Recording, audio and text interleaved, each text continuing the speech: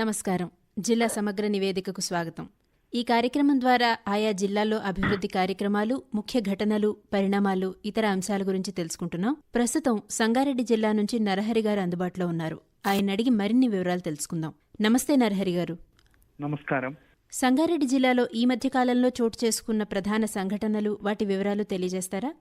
సంగారెడ్డి జిల్లాలో గత నెలలో పార్లమెంటు ఎన్నికలకు అధికారుల సన్నద్ధత, పార్లమెంటు ఎన్నికల నిర్వహణ ప్రధానంగా చెప్పుకోవచ్చు. అంతేకాకుండా యాసంగి ధాన్యం కొనుగోళ్లు, విద్యా సంవత్సరం ముగింపుతో పాటు 10వ తరగతి పరీక్ష ఫలితాలు వంటి ఇంటర్ పరీక్షల నిర్వహణ వంటి అంశాలు ప్రధానంగా చెప్పుకోవచ్చు.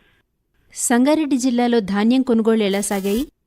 సంగారెడ్డి జిల్లాలో ధాన్యం కొనుగోళ్లు చురుకుగా సాగాయి. గ్రేడ్ ఏ ధాన్యం రకానికి 2203 రూపాయలు, గ్రేడ్ బి రకానికి 2183 రూపాయల చొప్పున జిల్లా వ్యాప్తంగా ఏర్పాటు చేసిన 143 ధాన్యం కొనుగోలు కేంద్రాల ద్వారా ప్రభుత్వం కొనుగోళ్లు చేపట్టింది. ప్రధానంగా ఐకేపీ మరియు డిసిఎంఎస్ జిల్లా సహకార మార్కెటింగ్ వ్యవస్థల ద్వారా మరియు ఇందిరా క్రాంతి పథకం ద్వారా ధాన్యం కొనుగోళ్లు చేపట్టింది. ఐకేపీ ధాన్యం కొనుగోలును 101 సెంటర్లు ప్రారంభించగా పిఎస్ సహకార సంఘ వ్యవస్థల్లో 98 ధాన్యం కొనుగోలు కేంద్రాలు ఏర్పాటు చేశారు. 911 ధాన్యం కొనుగోళ్ల ద్వారా వేగవంతంగా ధాన్యం కొనుగోళ్లు చేపట్టారు. అకాల వర్షాలు మరియు ఇతర నష్టాలు జరగకుండా 214 ధాన్యం కొనుగోలు కేంద్రాల్లో 7156 టార్పాలిన్లు, మైచర్ మిషన్లు 323, వెయింగ్ మిషన్లు 314, ప్యాడీ క్లీనర్లు 249 ఏర్పాటు చేసి ధాన్యం కొనుగోలు వేగవంతం చేశారు. ధాన్యం కొనుగోళ్లను అదనపు కలెక్టర్ మాధురి గారు, డిఆర్డీఓ జ్యోతి, జిల్లా పౌర సరఫరాల అధికారి ప్రసాద్ పర్యవేక్షించారు.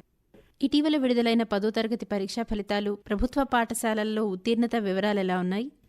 సంగారెడ్డి జిల్లాలో ఇటీవల విడుదల చేసిన 10వ తరగతి పరీక్షా ఫలితాల్లో 95.84% ఉత్తీర్ణులయ్యారు. సంగారెడ్డి జిల్లాలో మొత్తం 22,012 మంది విద్యార్థులు పరీక్షలు రాశారు. 10,852 మంది బాలురు, 10,683 మంది బాలికలు ఉత్తీర్ణులయ్యారు. జిల్లా వ్యాప్తంగా 11 పాఠశాలలో 100% విద్యార్థులు ఉత్తీర్ణులయ్యారు. జిల్లా పరిషత్ పాఠశాలలో 197 పాఠశాలలు ఉండగా 123 పాఠశాలలో దాదాపు 90% పైగా 10వ తరగతి విద్యార్థులు ఉత్తీర్ణులయ్యారు.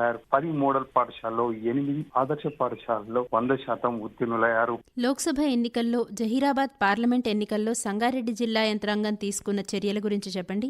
జహీరాబాద్ పార్లమెంట్ ఎన్నికలకు సంగారెడ్డి జిల్లా కలెక్టర్ వల్లూరి క్రాంతి పటిష్టమైన చర్యలు చేపట్టారు. ప్రధానంగా సంగారెడ్డి జిల్లాలోని జహీరాబాద్, నారాయణఖేడ్, ఆంథోల్ నియోజకవర్గాలతో పాటు మెదక్ జిల్లా, నిజామాబాద్ జిల్లాలోని కామారెడ్డి, ఎల్లారెడ్డి, జుక్కల్ ప్రాంతాలలో పటిష్ట చర్యలు తీసుకున్నారు. ఆయా అధికారులతో ఎప్పటికప్పుడు సమీక్ష నిర్వహిస్తూ సంగారెడ్డి జిల్లా కలెక్టర్ పటిష్ట చర్యలు తీసుకున్నారు. 4 విడతలుగా సెక్టార్ అధికారులు, ప్రిసైడింగ్ ఆఫీసర్లు, పోలింగ్ అధికారులకు శిక్షణ ఇచ్చారు. అంతేకాకుండా ఈ పోలింగ్ డిస్ట్రిబ్యూషన్ సెంటర్ల ద్వారా కూడా చివరి నిమిషం వరకు డిస్ట్రిబ్యూషన్ కేంద్రాల్లో ఏర్పాటు చేసిన మోడల్ ఈవీఎంలను ప్రత్యేక శిక్షణా తరగతులతో పాటు పటిష్టంగా జిల్లా యంత్రాంగానికి శిక్షణ ఇచ్చి ఎన్నికలకు సన్నద్ధం చేశారు.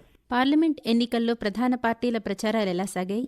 సంగారెడ్డి జిల్లాలో ప్రధానంగా బీఆర్ఎస్, కాంగ్రెస్, బీజేపీ ప్రధాన పార్టీల మధ్య ఉత్కంఠభరితంగా ప్రచారం సాగించారు. బీజేపీ తరపున ప్రధాని మోడీ, బీఆర్ఎస్ నుంచి మాజీ ముఖ్యమంత్రి కె చంద్రశేఖర్ రావు, కాంగ్రెస్ నుంచి ముఖ్యమంత్రి రేవంత్ రెడ్డి వరకు ప్రచారం నిర్వహించారు. ప్రధానమంత్రి జహీరాబాద్, మెదక్ పార్లమెంటు నియోజకవర్గాలకు ఉమ్మడిగా ప్రచారం నిర్వహించేందుకు జోగిపేట సమీపంలో సుల్తాన్పూర్ వద్ద బహిరంగ సభ ఏర్పాటు చేశారు.